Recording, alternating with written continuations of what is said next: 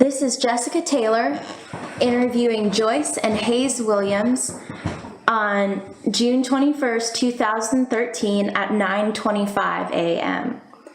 in White Marsh, Gloucester County, Virginia. Mr. Williams, can you please state your full name? Cabot Hayes Williams. What is your date of birth? September 21st, 1933. And where were you born? Hayes Store, Virginia. What are your parents' names and occupations? My father's name was Preston Cabot Williams. His occupation was worked for local oil companies for many years, and then business of his own, general store in Gloucester. My mother was May Purcell Thornton, and she taught school, and of course was a homemaker, and three of us. How many siblings did you had? Two siblings? Yes. What did they end up doing? My brother worked for Esso Oil Company for many years, and my sister was basically a homemaker. She did work for a doctor's office for some years. She's still living. Okay. And what was your occupation? My occupation, worked for the Amoco refinery in Yorktown, Virginia for 39 years. And I know we're sitting there right now, but can you describe where you live within Gloucester County? Where I lived? Ooh, yeah. You want to start from when I was born? Sure. Okay. I was born at Hayes Store in the home. Lived there until we got married in 1956. And we built a house at Gloucester Point. I lived there for 17 years. And then we built this house here about 1973. I'm still here. Well, I'm going to switch to Miss Joyce now.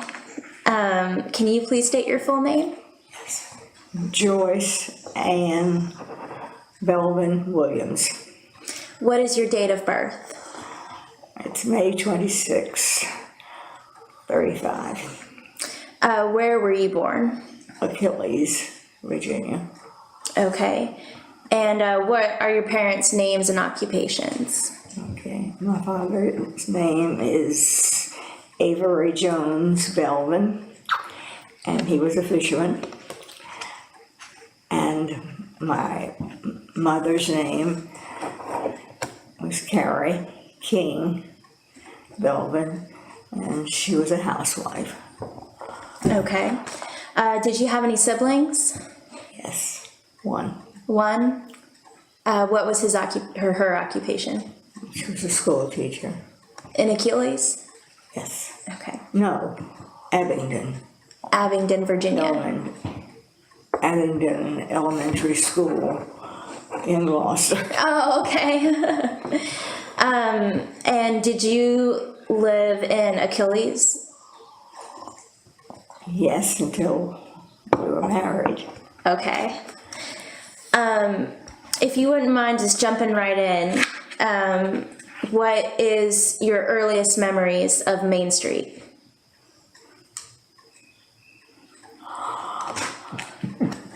Just a narrow street. I remember Gray's Pharmacy and Morgan's drugstore and an A&P grocery store, which the family went to occasionally to buy staples. It really wasn't very spectacular. How often would you come up to Main Street as a child? Probably once a week. Once a week. And how about you, Mr. Williams? My earliest recollection of Main Street, yeah, I remember Morgan's drugstore, Gray's drugstore across the street from it. Car dealerships, Hunt Ford dealership, Dodge dealership. I remember those things. The appliance dealership, service station, the theater, Edge Hill Theater, and what we called then Long Hill Ordinary, which I found out later wasn't correct.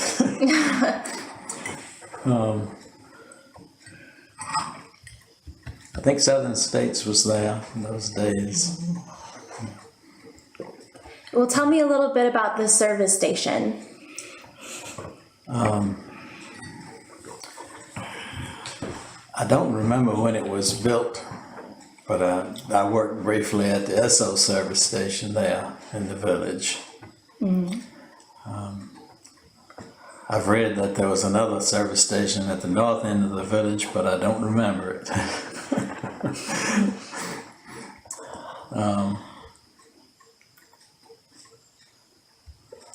But nothing spectacular, but the Esso station, it was, what I'm remembering was in the 50s, that Esso service station. And of course the Edge Hill Texaco was there. I'm sure in my youth it was there. Do either of you remember any key moments or anecdotes about it? About The Edge Hill service station? Edge Hill service station. I remember that lighted sign in the front of it. I think Andy James has now. Pretty sure. But there is one there again now, thank goodness. It looks better with that there. That's about all I remember about that. Do you remember it because it was a lighted building and a lot of the other buildings weren't lighted up?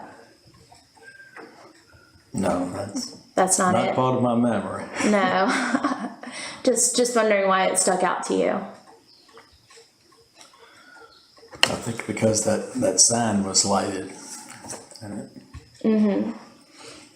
What about you, ma'am? Do you remember the gas station at all? I don't remember anything about the station. Is that what you were asking me? Except it was there. It was green and white. Did either of you ever go inside of it? I didn't. I don't remember going inside of it. No. Do you remember anything about Captain Jack or Howard Brown, the one-armed man that worked there? I do remember Howard, Okay. the one-armed man.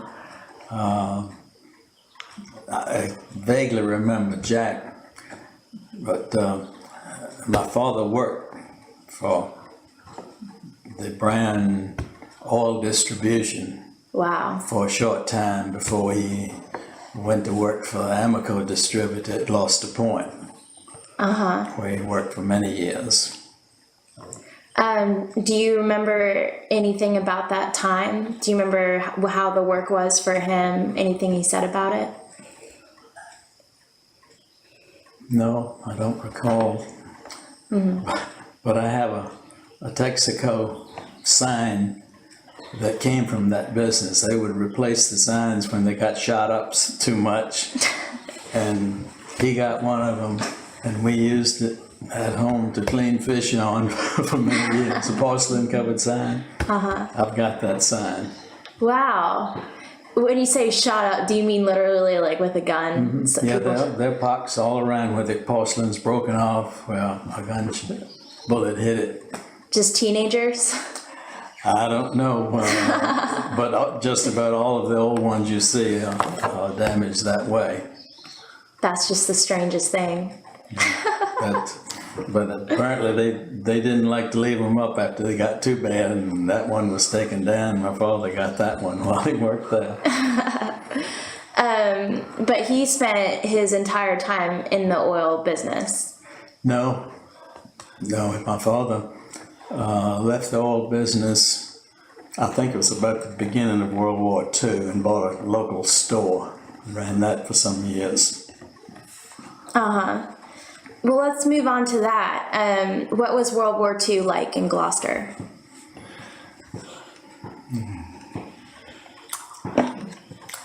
I remember some food was rationed. I wasn't very old then. I remember dark shades at the windows, pull down shades at night. Why? So we would be concealed to the enemy. So enemy planes couldn't spot a light and attack. Y'all were worried about that in Gloucester Courthouse? Everybody on the East Coast was worried about it, I'm sure. The top half of the headlights on vehicles were painted black so that they wouldn't shine up. And there was a lot of worry about a physical attack on the East Coast. And, But I wasn't old enough to understand the seriousness of it. Yeah. Wow. Do y'all remember any people that went out to fight? oh yeah, she can tell about one close to her. Well, there were a number in our family, in my family. Yeah?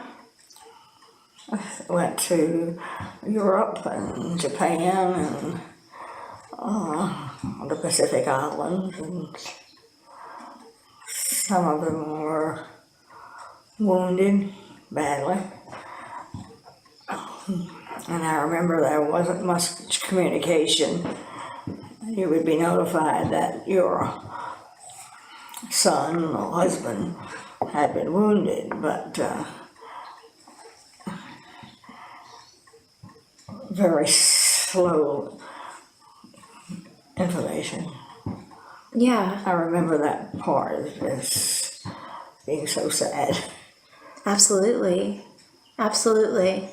Her mother's brother was injured badly. And my sister's husband, several cousins, and I know of friends who were killed, and there was the dilemma whether to bring the body back to the States or have it buried there. Wow. Wow. That's incredible. So during World War II in Gloucester, did most people use cars, continue to use cars despite gas rations? They continued to use them. Tires were a big problem Oh, really? because tires were patched up way beyond what was reasonable because they couldn't get tires. It all went to their war effort. Wow. Do y'all remember little things like that you missed? Yeah, I remember well the rationing. Oh yes, there were certain Almost, items such as sugar was one item, wasn't it? yeah, oh yeah. We had What else? an awful lot of things that went to the war effort were rationed. gasoline, tires, and the automotive part, but food, a lot of foods. They were rationing stamps and coins. I remember the blue and red coins that were made of a composite material for some of the rationing. Wow. We played with them for years afterwards. So you mentioned that one of your family members ran a store, right? My father, Did he run it during World War II? yes. Did it change his business at all? I'm not real clear on just when he bought that store. But had rationing to deal with. He had to keep records of the things that were rationed and send records in for that. And a lot of things were just in short supply. You had to divide it up among your loyal customers when things came in that were rationed in Wow. short supply. Yeah. Did you notice, first of all, when did his store close?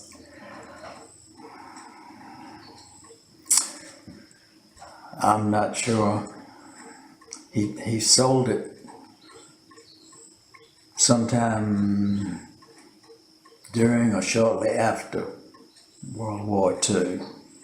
And then bought another store right in the local area with my sister's husband when he came home from the war. Where was that store? Wacomico. Both of those stores were at Wacomico, Oh, okay. with just a couple of blocks distance apart. That's funny. Did you notice any change over time in the general store business? Over a long period of time, drastic changes. And when he first bought that store, it was catered to the very local customers. Many of who just walked to the store. Some would go every day to get a few things. Right.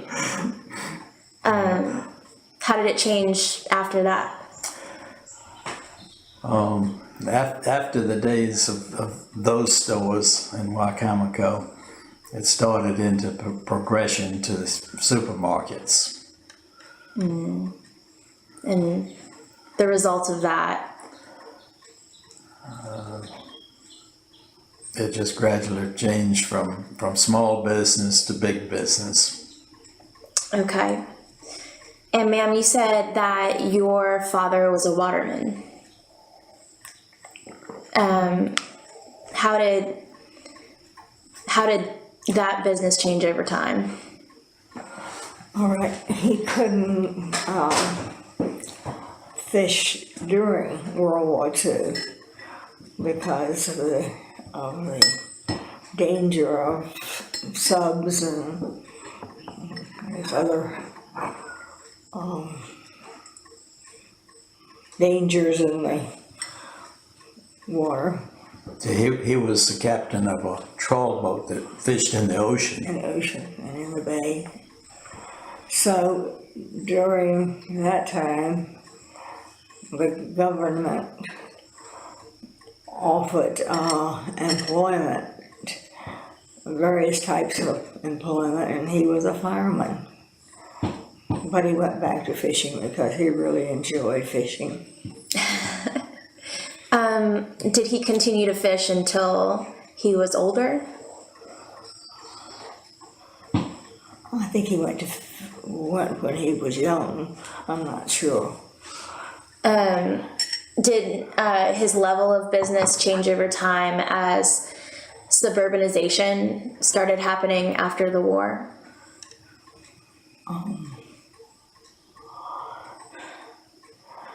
They fished farther from home. And I suppose the boats got larger. How did that affect your family? I suppose it was hard on my mother because he was gone some of the time, most of the time. Was it different before that? Before the war, for example? Probably so.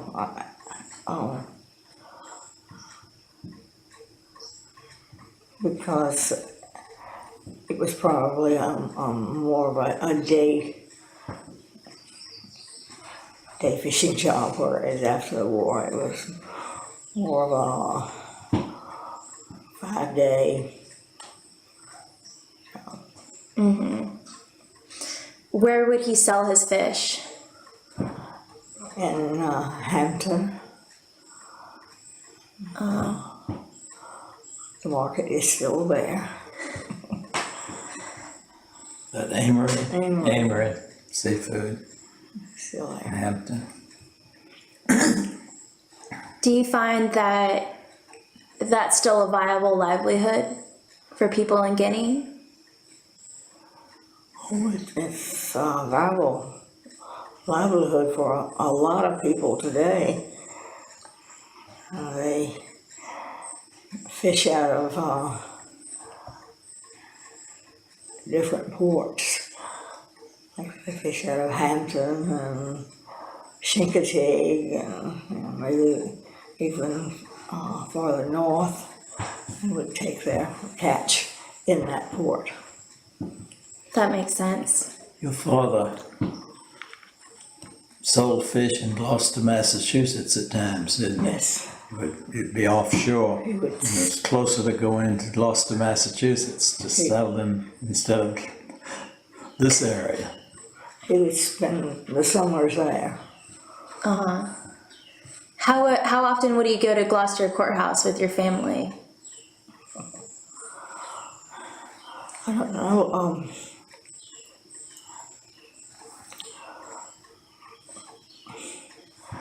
Well, after the war and the grocery stores became larger, we went to Gloucester Courthouse a lot, and because we had more selection of things, and it was like a Saturday night out also.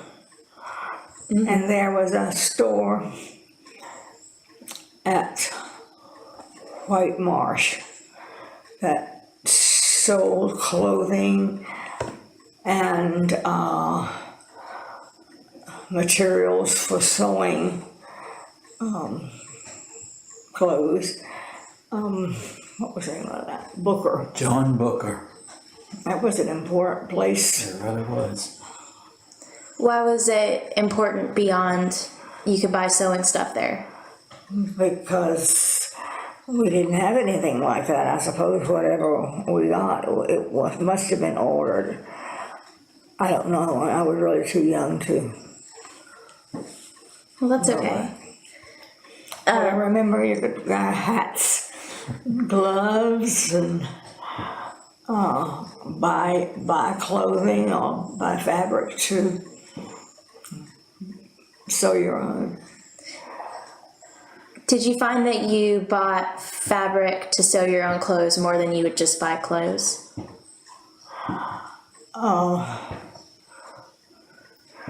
Probably my mother wasn't a good seamstress, but there were people, seamstress around, and she probably bought fabric.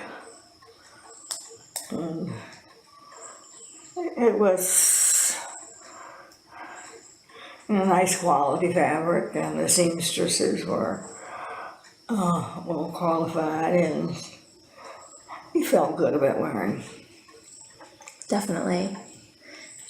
But before the grocery stores and the general stores got a bigger selection, in the time when you had to order them, did you take trips to Richmond or Newport News, places like that? That came a little later, didn't it? I remember when I was pretty young taking trips to Richmond. maybe once or twice a year.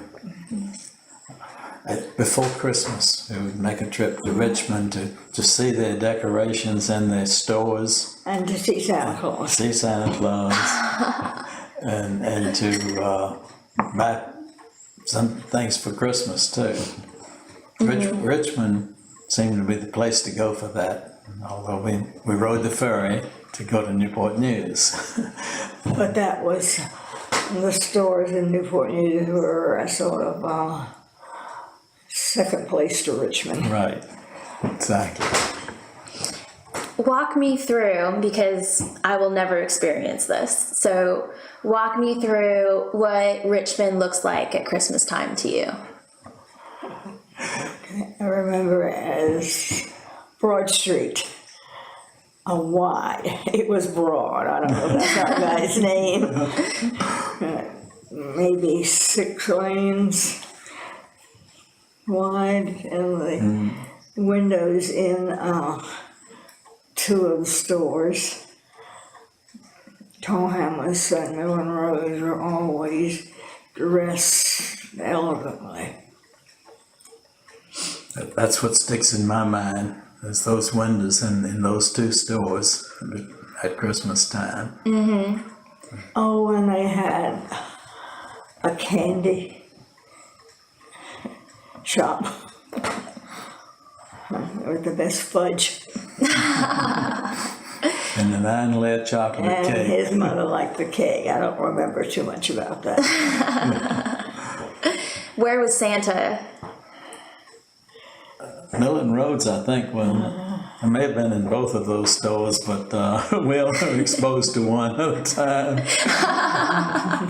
That's good.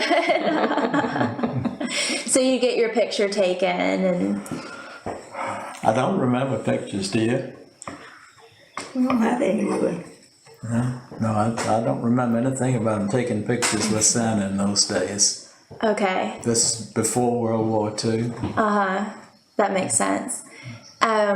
So contrast that with what Christmas is like at home in Gloucester and Guinea. Okay. Christmas was always a big Christmas tree. Some really pretty ornaments, which both of us, we have some of each of our family trees. And you couldn't open a gift until Christmas morning. They hardly let you touch it. And it was really more family oriented, because so many in the family sort of lived close by. We were a close community, and you'd always go to everyone's house to see the toys that your cousins received, and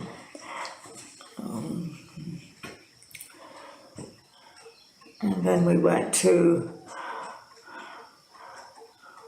my grandparents for this huge meal, and we went to both houses that day, and I never have figured that one out yet.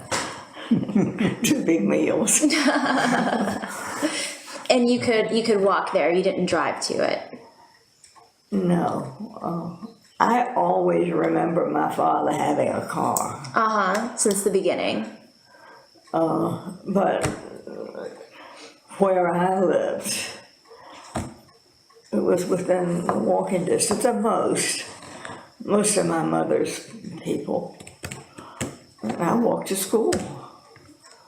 I was very close to Achilles School. Yeah, and that's a privilege a lot of kids now don't really have. What about Hayes Williams and Christmas? That's a typical thing. Big gatherings at the grandparents' home. All the cousins, aunts, uncles, cousins. It was a big thing for family. Contrary to her experience, my grandparents lived far enough away we had to drive. Where did they live? We lived there at Hayes Store, and my mother's family came from Guinea, and it's a few miles. I had to drive there, go through the muddy road, had a long, long driveway, which was typically very muddy, questionable sometimes whether you'd make it. My father's family was a little closer up on York River. My grandmother was a hog, and they had property on York River there. And, we would go there to visit my grandfather. My grandmother, Williams, died, I think, when I was about 3 years old, so I don't remember her. But we would go to visit my grandfather there. He farmed and raised watermelons for right many years in my memory. I was talking to someone else that mentioned that there were Main Street traditions at Christmas time where they would, during Prohibition, which is before y'all's time, move from one house to the next and just drink on Christmas. Do you guys remember any Main Street traditions or Gloucester traditions that are really unique to this community, Christmas or otherwise? For a time, there were Christmas decorations, say the Christmas door decorations or outside decorations that were judged. Really? Yes. When was that? I don't know. I think it went on during World War II. So I remember I won some kind of prize one year for decoration, and homemade the nativity scene out in the front yard. What'd you make it out of? Oh, I think it was a large box. Large paper box, my memory says. And I remember that the judges ran in the ditch across the road when they stopped to look. And I had music set up to play outside. That was after World War II. That was when I graduated from high school. Who judged that? There are local people. I remember one of the judges was Dr. Clement's wife. I don't remember who else was the judges. Okay, but it was just a... But it was many years that they had that. I think it probably stopped during World War II, and I don't remember anything about it before World War II, but I in the mid-40s to up into the 50s, that went on every year. That's wonderful. Someone also mentioned Halloween traditions to me. Did you notice anything like that? Yeah, we had some Halloween traditions. The boys would go out and scratch on people's windowsill and run, on window screens and run before they got caught. Mrs. Williams does not approve. I don't remember much about Halloween. I don't think my parents would let me go out. Do you remember the Daffodil Festival, when that started?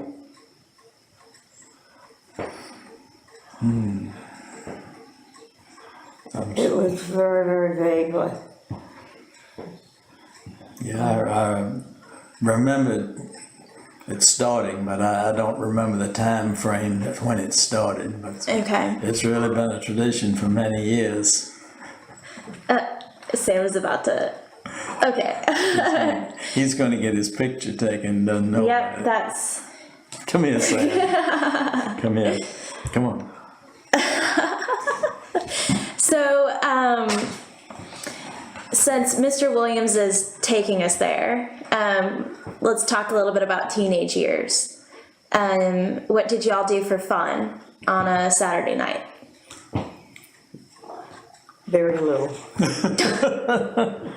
was nothing much to do. No? You wouldn't go to Main Street or go to the high school or anything? That was too far away. Main Street. Yeah. I don't remember going into the village, the movie theater. No. We would go to the movie theater there, chill. But that's about the only thing for entertainment we went to. We lived for. near our church, which was next door to the school. So we could, if we didn't have transportation from home, we could just walk to activities at the church. And there were some activities for youth. Like what? Well, we had some different organizations, missions organizations, primarily, helping others in need. I don't remember anything else. Okay. Do you remember, I talked to Ronnie Stubblefield, I don't know if that name means anything to you, and Andy James, and they went cruising for chicks together in the 50s. Does that sound familiar? Who was that? Andy James, the man that owned the gas station, and then Ronnie Stubblefield, I guess they were both on the football team, and they went cruising for chicks together. Was that a certain group of people that did that, or was that a pretty common thing? Not in Guinea? No, I don't remember any of that. I mean, No. So how does dating work if you don't pick a girl up at the Tasty Freeze? I went to a house to pick her up. When did y'all meet? In high school. In Gloucester High School? Achilles High School. Achilles. Yeah, when she went from 7th grade into 8th grade in high school, that's when I first saw her. And she made an immediate impression. Why is that? She was pretty. Still is. So where did you go on dates? Football games and church activities, Was that the standard thing to do? movies. Yeah. Did you ever go outside of Gloucester? Yeah. Yeah, we went. Go to Richmond sometimes, Newport News. We went a lot of places when we were dating. We took day trips up in the mountains of Virginia Oh, really? before we were married. That's really interesting. We could go up and cover the Skyline Drive and back home in one day. Wow. That was recreation for families. Not just boy and girl, but for Right. the families. There wasn't any lodging if a family wanted to go looking for a night. And So this is the second time this has been mentioned to me, but what attracts you to the Skyline Drive where you're willing to drive that far and then drive back? the same thing that attracted us last week to go up there. What is that? Nature. The beauty of the mountains. My father liked to go up there. I think the Skyline Drive was open sometime very early in my life. I forget the exact time it was open. It was born in 1933, and I think it opened somewhere around that era. But I knew about it from family trips up there. And we keep going back because of the beauty of the mountains.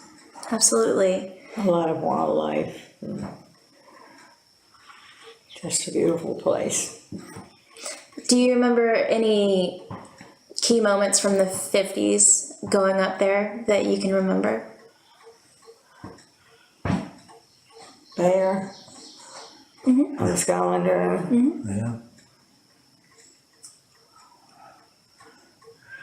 We would sometimes make a point to go in the fall season when the leaves had turned. And we've done a lot of trips in the fall over the years. Wow. Just because of the beauty of it. There are lots of wildflowers there. We're really into native wildflowers. So that's a place we can go and find lots of them. That's the spring season for the wildflowers, the fall season for the leaf color time. We've evolved into pretty serious bird watchers over the years. You're laughing at us. Right here is a good place for it, and we've been to places all over the world, really, Wow. bird watching and enjoying nature too. That's wonderful. It's sort of strange because we take it as a given now, but in the, for example, in the 1880s, people hated nature and they didn't want to go anywhere near it. So where did you both inherit this love of nature?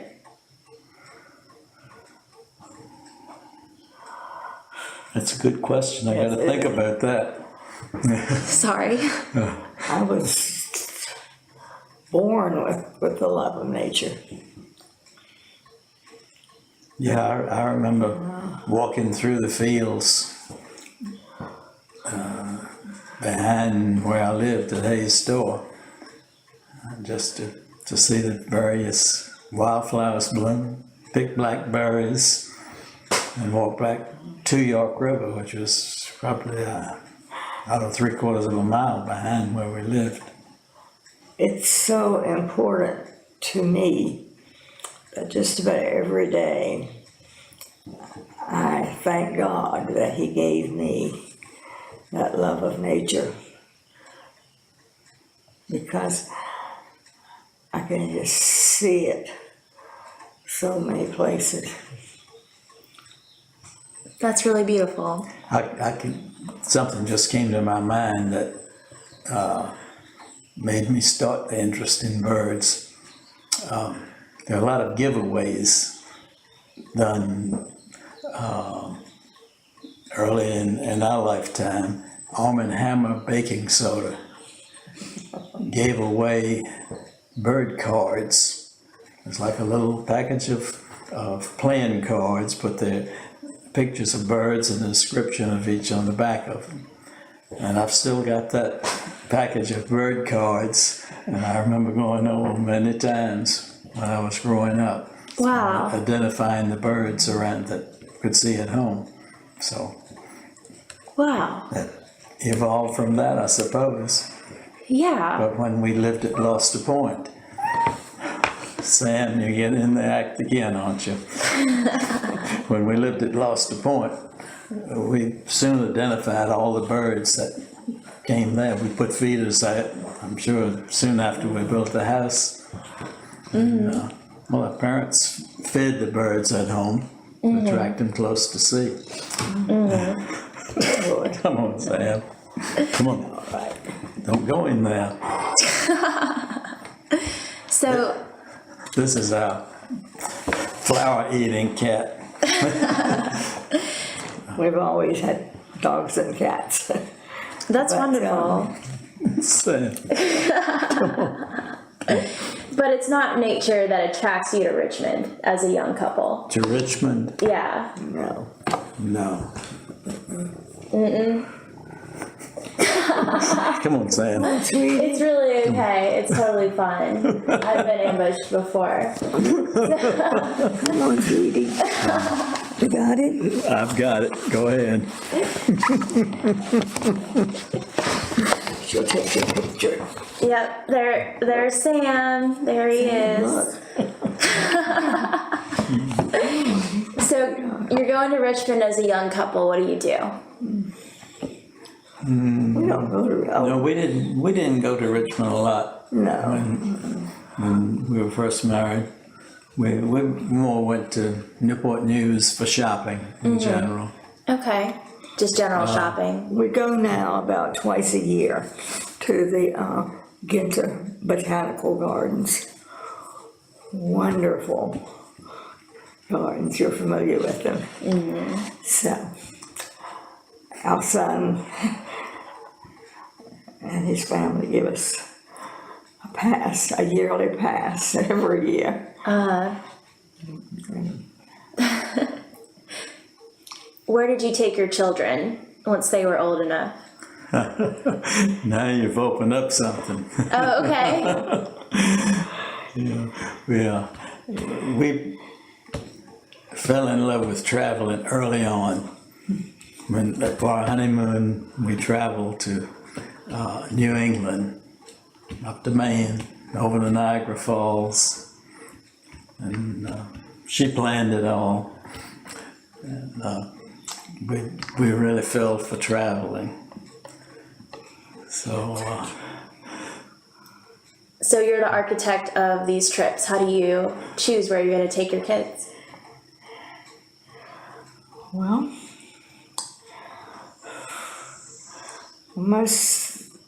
we generally now decide where we want to go, and we have a travel agent that takes good care of us. Okay. Let's go back to the beginning of our trips, though. Okay. When our boys, as soon as our two boys were old enough, we started to travel with them. And we took trips by car to all 48 contiguous states. And our little dachshund went with us. She was a good traveler.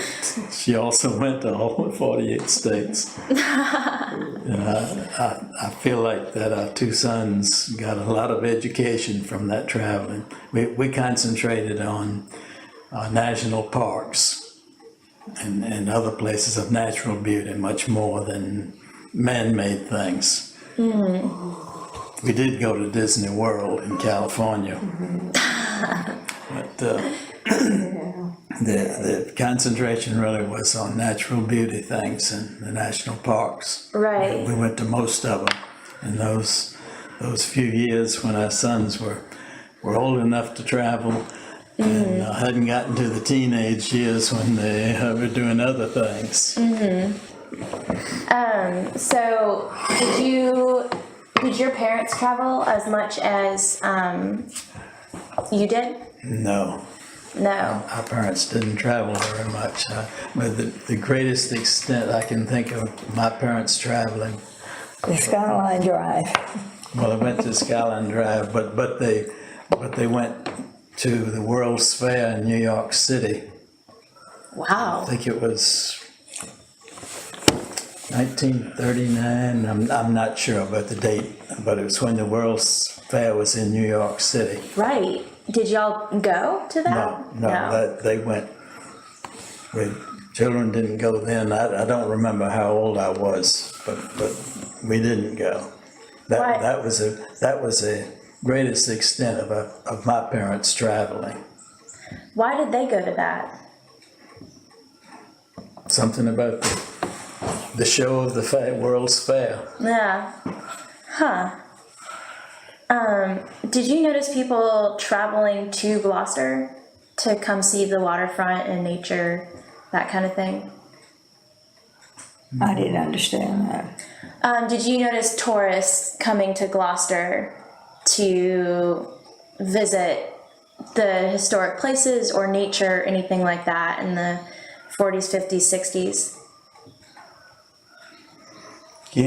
People would come to the Daffodil Festival. That draws people. Yeah. And of course people came to the historic things, Roswell, ruins, And there's Garden Week visits to historic homes in Gloucester. There are people here.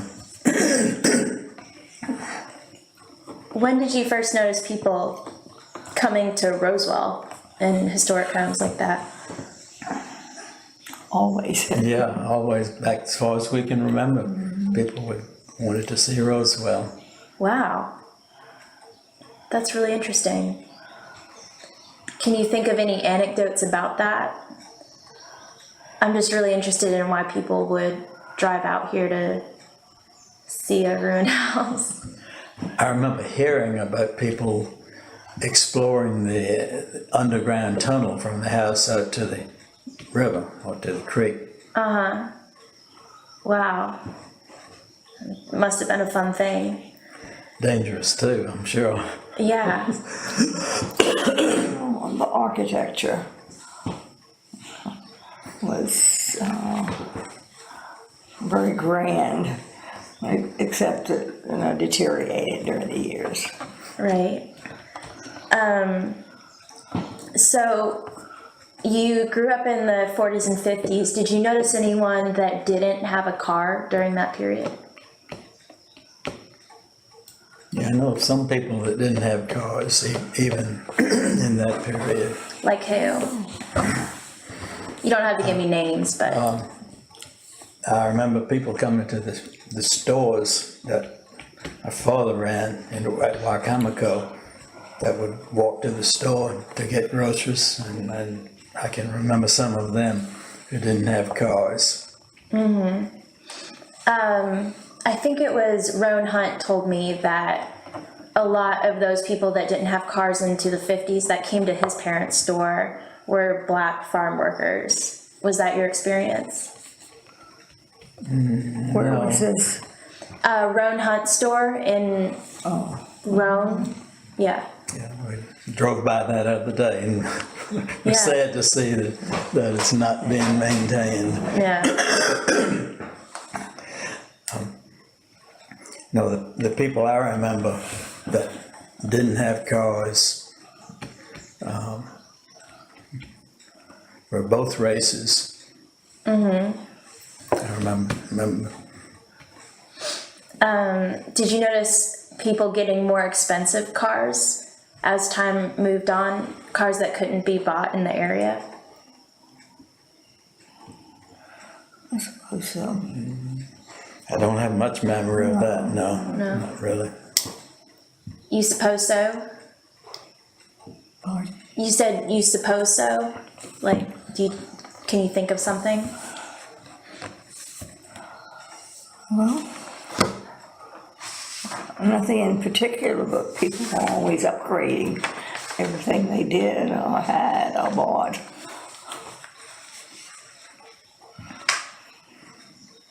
There were new models being made, and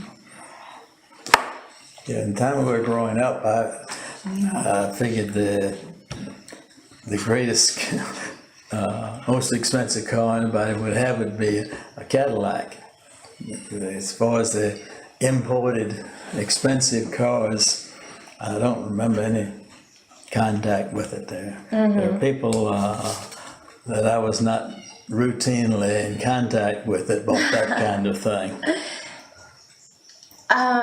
You don't have to answer this if you don't want to, but who had a Cadillac? I don't know. I don't remember anyone specifically. Ford, Chevrolet, and Dodge. The only three that I remember. Yeah. Okay. That's totally I fine. mean, if you wanted to buy an Oldsmobile, you had to go across the river to Newport News. Right, and there were people that did that, right? Yeah. Okay. So, if you had a car in the 40s, how often would you use it? 40s. Constantly. Yeah. It didn't walk as much. Yeah. Did you notice people walking on Main Street? walking on, Main Street in Gloucester Courthouse? No?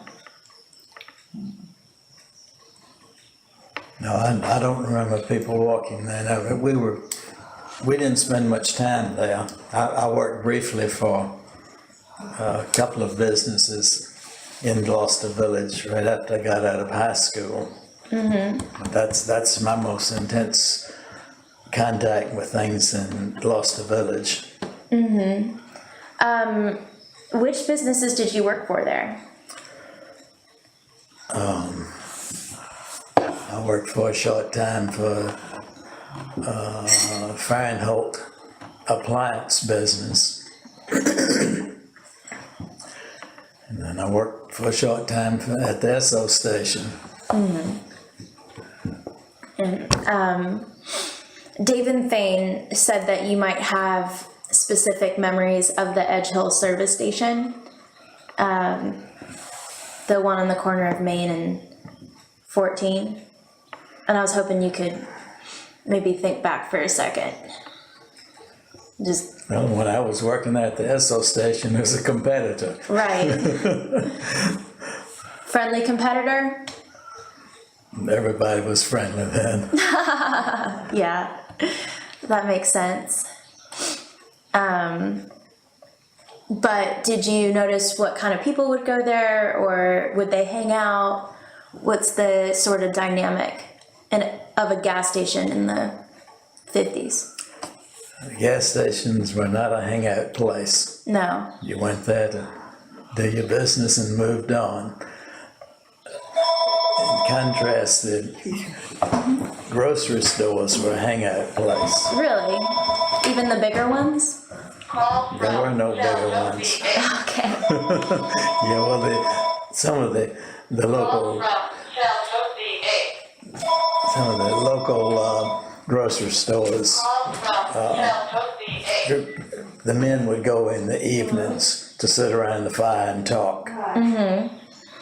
Was that the case at your parents' store? It was a case, yeah, at the parents' store. My great-grandparents had a store at Achilles Row. Benjamin Rowe owns the big store there at Achilles. At the time I was, well, before my time when he owned it. Other people owned the same store later, not in my family. But it was a gathering place, mainly for the men in the evening. Sit around the stove and talk. I'm also interested in, because I keep getting really mixed responses about it, how segregation worked in Gloucester Courthouse. And it seems like you might be in a position to tell me because you worked at a store there. How segregation worked. Yeah.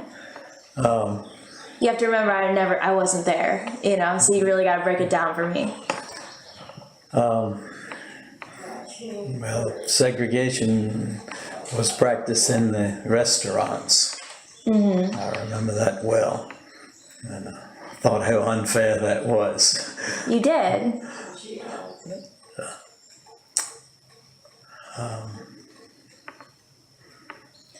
I don't remember specifically where there was a store for blacks, but a restaurant for blacks. But I remember there were some in Gloucester.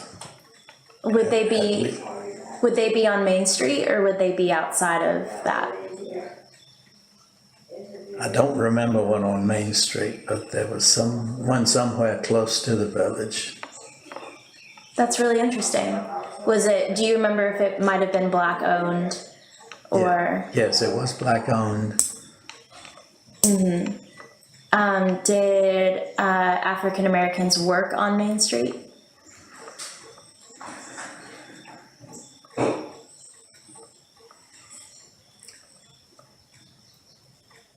I don't remember specifically any on Main Street. When I was my earliest recollection of the village. Yeah. Do you remember any from later? Yeah, I remember some black businesses starting up a cleaning business, I believe. Clothes cleaning.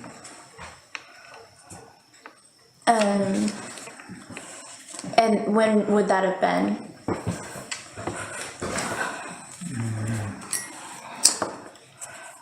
I believe it during World War II in the early 40s. Interesting. I have something interesting too, I can't wait to tell you. Okay. Lindsay got 1930 on her SAT. Wonderful. This is our younger granddaughter. Oh, that's wonderful. That's a hard test. And now it's going to be recorded forever for the University of Florida. She's quite a student. She's a junior, a senior in school. My battery died, but that one's still going. And our oldest granddaughter is getting a degree in nursing from JMU. She Wow. graduates next year. That's hard stuff right there. And she's going to get her master's degree. That's wonderful. I'm sorry I couldn't hold it in. No, I'm really glad. No, that's wonderful. Interviews are like this all the time, including this guy here.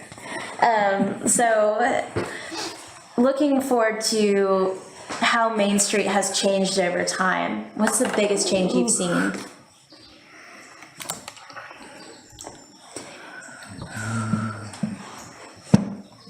This renovation of Main Street, I think, is the biggest change that's happened Really? to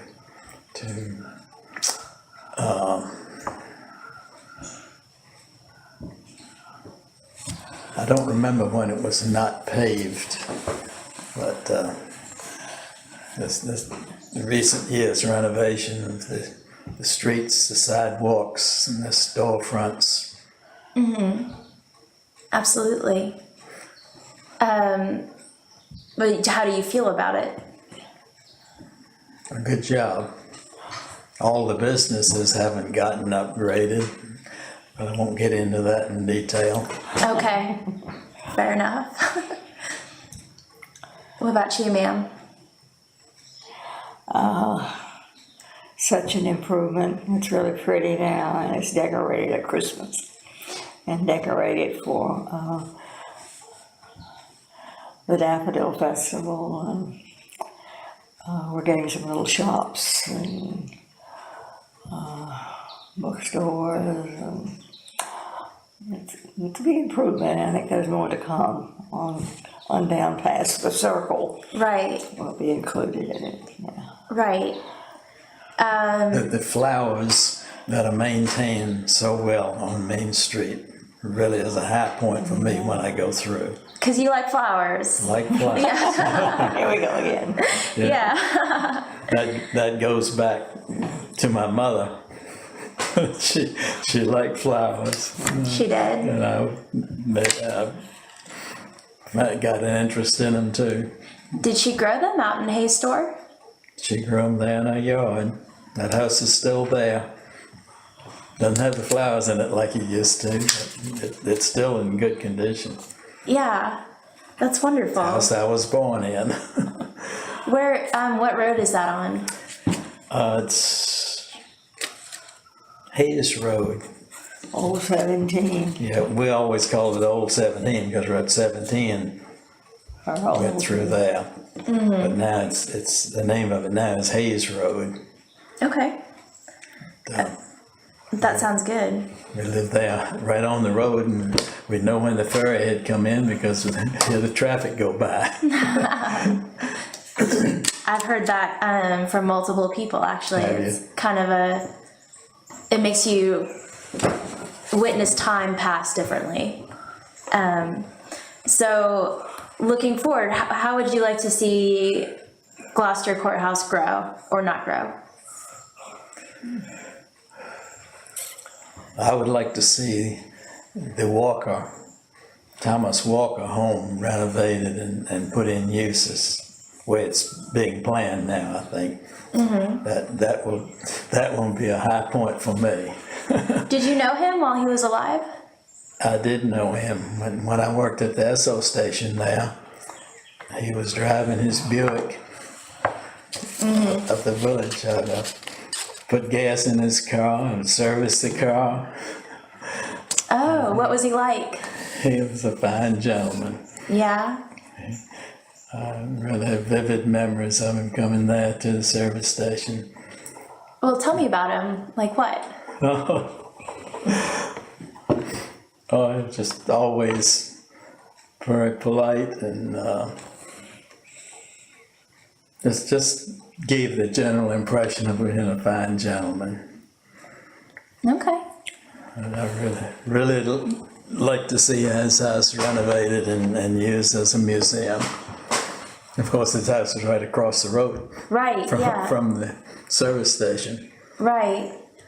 I'm wondering if how you felt about segregation at the time has anything to do with getting to know Mr. Walker.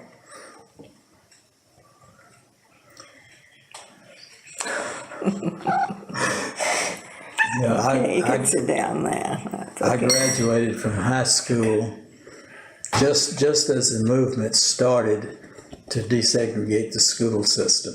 And it didn't progress much until after Joyce had graduated 2 years later in 1952. Right. What was that conflict like? Bitter. Are there moments that stand out to you? It seems like it might be painful, but I went to Achilles school. Okay. And there was body type school. There were only 2 schools in the county, weren't there? Only 2 high schools, yeah. There were other elementary schools. The day that the blacks were coming to Achilles was terrible. what happened? They were going to hang them. Now there, Has anyone told you that? no, there was Victory. a big gathering of people at Union Church, which was just up the road from the high school. And we knew that there was a bus bringing a lawyer along with black students to try to integrate Achilles High School. And it was known that the plan was to tie the lawyer behind a pickup truck and drag him around Guinness Circle. And fortunately, Joe Thomas was the state trooper in Gloucester at the time, the only state trooper in Gloucester. And he somehow persuaded the people in the bus not to go to Guinea. I'm sure he was well credited for turning that situation around, because Wow. he knew it would be bad. What year was this? I think it was 1950, wasn't it? Last year I was in school. We were both in high school at the time. I think 1950 is right. That was so sad. It was a very sad time.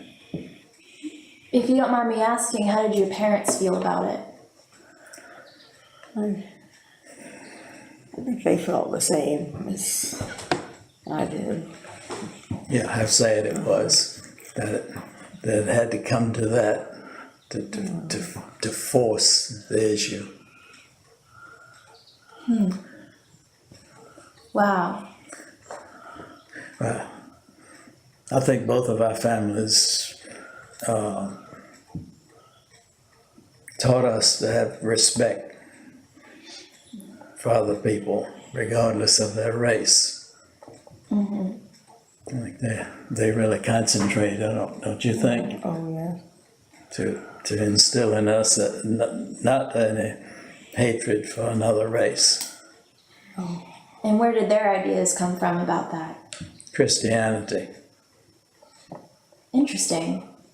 Because the meeting was at the Union Church to, You know, that was a gateway to Guinea. It was Union Church. I don't know. I don't think the church as a whole really supported that. That was probably just a parking place. Yeah, that was just a convenient place to meet. yeah. Yeah, the church had nothing to do with that gathering. It seemed like there would have been violence and people were ready for violence had the state trooper not shown up. Were there moments where other people also threatened violence or carried out violence in that way? Right here locally, I don't know of any. Do you? Do you know of any beyond locally? Well, I mean, it's all in the news, all over the South. Yeah, that's pretty true. How do people take that news? Like, for example, when Birmingham happened, or the Selma to Montgomery March, things like that.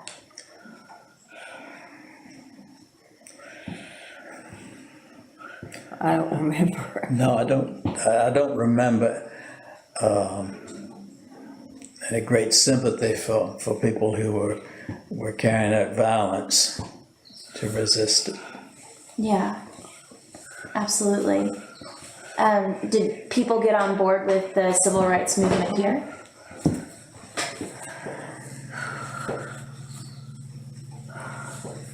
I don't remember any widespread resistance to or support for resistance. Do you? I think it was just generally accepted that was the way things should go.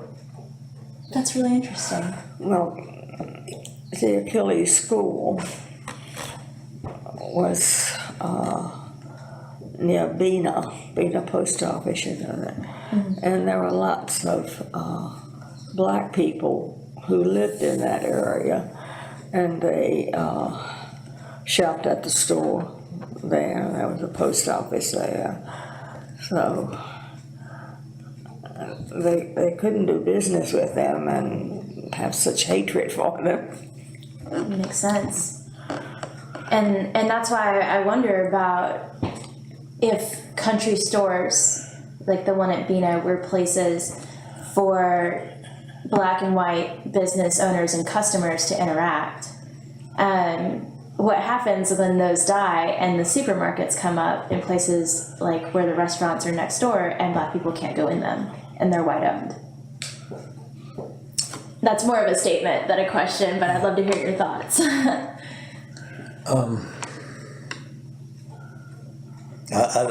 I don't think I really comprehend the question. Okay. What is the question stated? No, it was just more of a, so the country stores are places where people can interact biracially, and the post offices are the same, right? Yeah. And those exist on like a very local level. But Main Street draws everybody from all these different places, but Main Street is also one of the more segregated places in the county because it has the restaurants that black people can't enter in the 50s. So when Main Street becomes a place that's more accessible, does that affect segregation? Or race relations in general, I guess I should say. Segregation was not practiced in the general stores. Right. I mean, when my father had the general stores at Wacomico, had black and white customers regularly. Right. Right. Why it was such a practice in restaurants, I don't know. Yeah. That's really interesting. Y'all have given me a lot to think about. Do you have any other anecdotes about Gloucester that you'd like to share?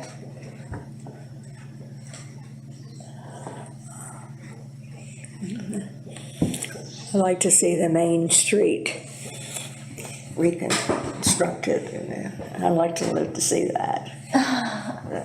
It's getting closer all the time. To be complete. That's right. It's wonderful. And the county offers some really nice activities now, and organizations, and that's increasing, and that's good. Yeah. I'm glad to see y'all are happy.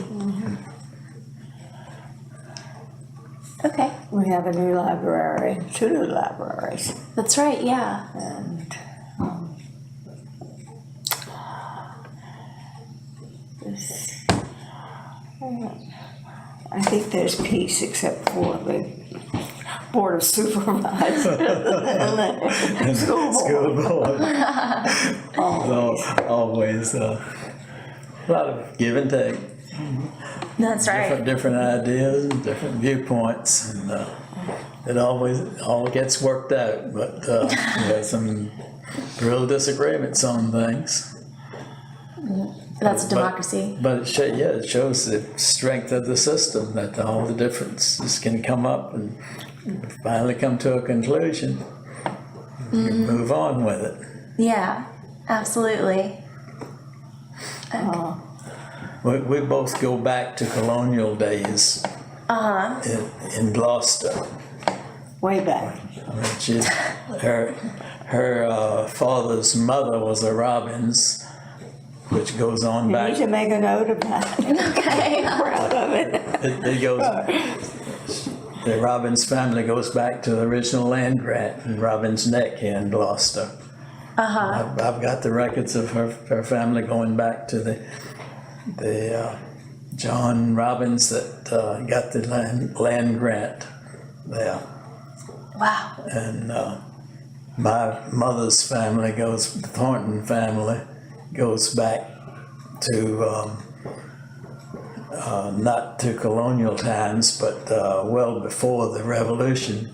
The Thorntons were not in favor of the Revolution and went back to England during the Revolutionary War, but then came back to the same land and are still here. Wow. That's incredible. We've got a lot of history right here. We've been to all the continents of the world in our travels, and have never lived anywhere but right here in Gloucester. We went to the museum, the Gloucester Museum in England, and so many of the early day artifacts are identical. Specifically the fishing equipment. We could see that the fishing equipment in this area came right from Gloucester, England. It's just as if you go to a museum here in Gloucester and see the same. Well, then why did you go to England? Why? Yeah, it was a joke, but yeah. We like to go with lots of places. Here. We just wanted to see England. Yeah. And of course we wanted to see the birds there too. We went on a wildfowl trip to England. And then we stayed another week and rented a car and just went wherever we wanted to. Oh, wow. We wanted specifically to go to Gloucester. So we drove from London to Gloucester and stayed in places along the way. It was nice. Very is nice to nice. see it. That's wonderful. Well, thank you both so much.